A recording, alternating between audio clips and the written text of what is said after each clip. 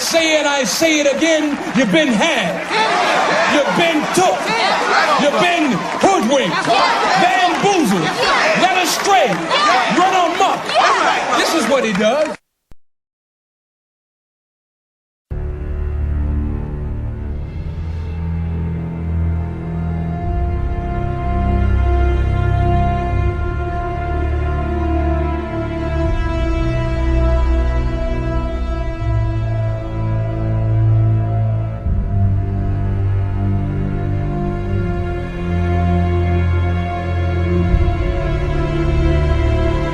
I'm here with explorer Bob Cornuke on Tana Kirkos Island. It's where the Ark was supposedly kept after leaving Jerusalem. Bob knows the Abba, the head priest here, and that has given us special access to the treasures they keep under lock and key. So one of the great things about coming here with Bob is that he's not afraid to ask really personal questions. Because of his friendship with the community, the Abba has agreed to show us some of their precious relics. So come over here and take a look. Behind these heavy doors is the temple treasury of the island. So they have all of these really old, unique artifacts in here that they say are from Solomon's temple. And every year I come here, they bring out a little bit more, and so maybe today we'll get to see another little bit of their treasury.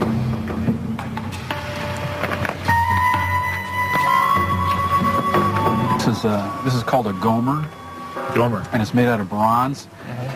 And it does fit with the description of an artifact from the Bible and even the temple.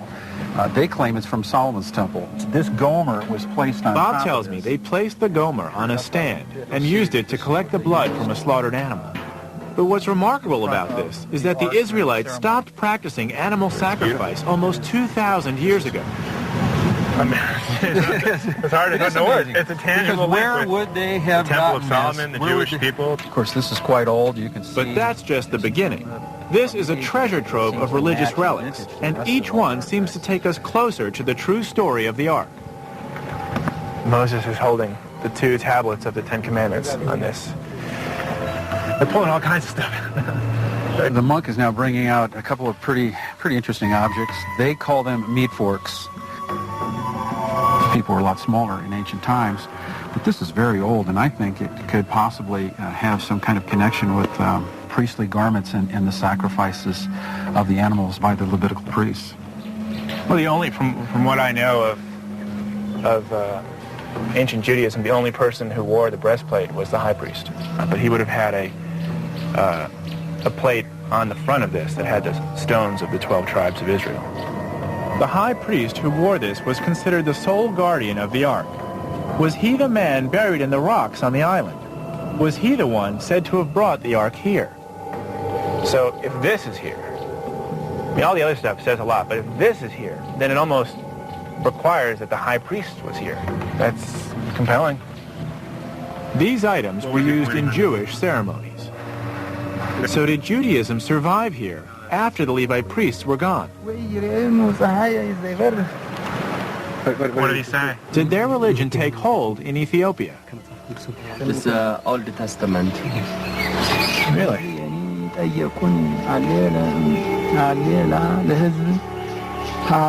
This whole area was Jewish, and they call themselves Beta Israel, or House of Israel. And so the historical Jewish roots go back to this area from about 500 BC. So there are Ethiopian Jews who trace their religion to exactly the time the Levites would have brought the Ark to this island.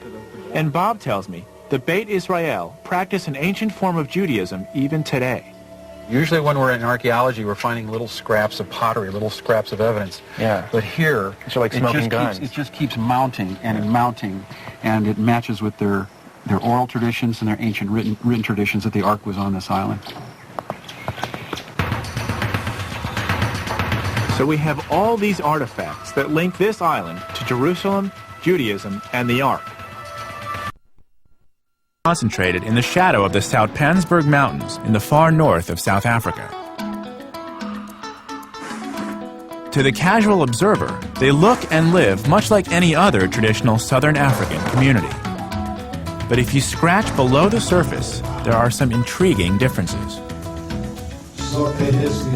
Here I am in South Africa, and there are these men wearing skull caps and talit, shoulder wraps. And you would see this in any synagogue in America or Israel, but I never thought I'd see it here in South Africa. I want to find out how these people seem to have Jewish customs. Samuel Moeti is president of the Lemba Cultural Association. Pleasure. So, I'll be honest, I came into this village and the first word I heard was shalom, Yes. a Hebrew word. Yes. How's that possible? How is it that the Lemba are speaking Hebrew? The Lembas are the original Hebrews, and they were scattered, as you know, and they crossed into Africa. So they were scattered all over. So in South Africa, in many parts of South Africa, you find the Lembas who are actually Hebrews. Hebrew. So the Lembas claim to be descendants of ancient Israelites? Not claim, they are. They are. They are. Okay. We are the original African Hebrew. We are scattered all over. Can you give me a few examples of some of the Jewish Yes, we don't partake of pork. Okay. We don't mix milk with meat. It sounds to me like the Lemba have a unique culture surrounded by others who do not practice the same way. That is correct. We always believe that the Jewish people who live all over the world are our brothers because we come from the same root. Could it be that the Lemba are a lost tribe of Israel? To answer, perhaps the Lemba's oral history, handed down over the generations, can help us make a connection to the lost tribes of Israel. The Lemba story goes like this. Thousands of years ago, they were forced out of Israel and settled in a place called Senna, which is believed to be the present-day Yemen. There, they lived as traders and craftsmen until war or natural disaster pushed them across the Red Sea and into Africa. Then began a slow migration south. Along the way, according to the Lemba, they built great stone cities.